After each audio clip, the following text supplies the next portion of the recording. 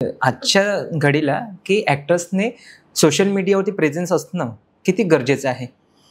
Social media म्हटल्यावर तुम्हाला तर तुमचा प्रेझेन्स बघायला गेलं तर हे कोरोनाच्या काळापासून खूप जास्त वाढलंय ना, की म्हणजे आता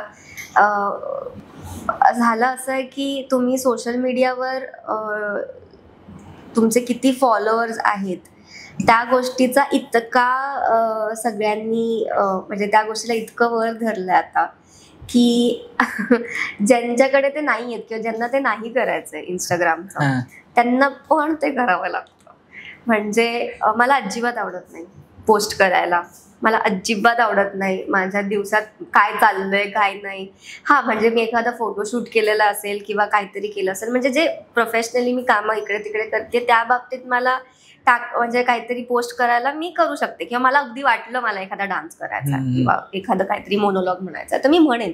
पण ते रेग्युलर काहीतरी टाकत राहणं रेग्युलर ते एक वेगळा फील्ड आहे, ते एक वेगळं आणि इन्फ्लुएन्सर्स वगैरे खूप कष्ट घेतात त्यामागे. म्हणजे मी जे शूट्स स्वतः केलेत, जे थीम बेस्ड शूट्स मी केलेत स्वतः, त्यासाठी ते तुमचं बॅकग्राऊंड, तुमचं कुठला कॅमेरा, कुठले लाईट्स आणि मग तुमची ज्वेलरी, तुमचे कपडे सगळं स्वतःच मॅनेज करायचं आहे आणि सगळं स्मॉल स्केल प्रोडक्शन आहे बेसिकली. ते खूप जास्त काम आहे. म्हणजे hats off to all the influencers. ते मला जमत नाही आणि मी प्रचंड आळशी आहे त्या बाबतीत. मला अजिबात इंस्टाग्रामवर पोस्ट करायला आवडत नाही, पण तरी करावं लागतं.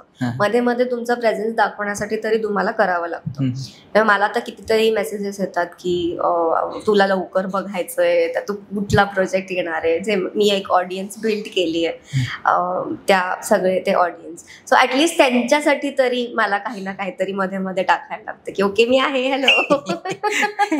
सो असं आहे. पण मला असं वाटतं की गरजेचं आहे की नाही, it's a good way of approaching people. It's a good way की तुम्ही कास्टिंग डिरेक्टर्स पर्यंत पोहोचण्यासाठी किंवा तुम्हाला जर एक फेस व्हॅल्यू असेल ॲज अन इन्फ्लुएन्सर तर तुम्ही खूप इझिली नाही म्हणणार मी, पण तुम्हाला तिथपर्यंत पोहोचणं सोपं आहे.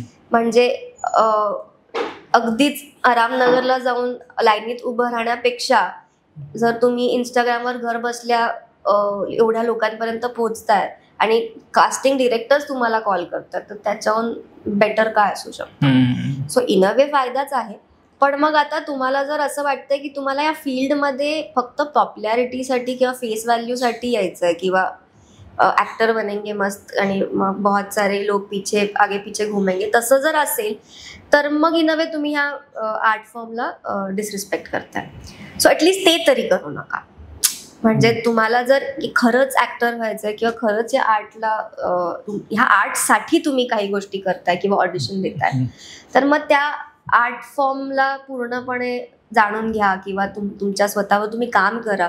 कारण की कसं आहे, ह्या गोष्टीमुळे इंस्टाग्रामच्या त्या म्हणजे फॉलोअर्स त्याच्यामुळे तुम्हाला एक काम मिळेल पुढे काय, राईट, एक काम मिळेल तुम्हाला आणि तुम्ही मे बी फार फेमस पण व्हाल त्याच्याने. पण तुम्ही जर तुमच्या क्राफ्टवर काम नाही केलं तर मग पुढे फसायला होईल ना. तुम्ही एक तर फसवाल पण ऑडियन्सला आणि तुम्ही स्वतःही फसाल. सो ते पण एक गोष्ट आहे. सो आय थिंक सगळ्यांसाठी खूप वेगवेगळ्या प्रकारे काम करतं हे इंस्टाग्राम आणि हे. It's a boon only, I would say. It's म्हणजे good thing only, a great thing only, because access मिळणं सगळ्यांना इतकं आजकाल इम्पॉर्टंट झालंय. So it's a good thing.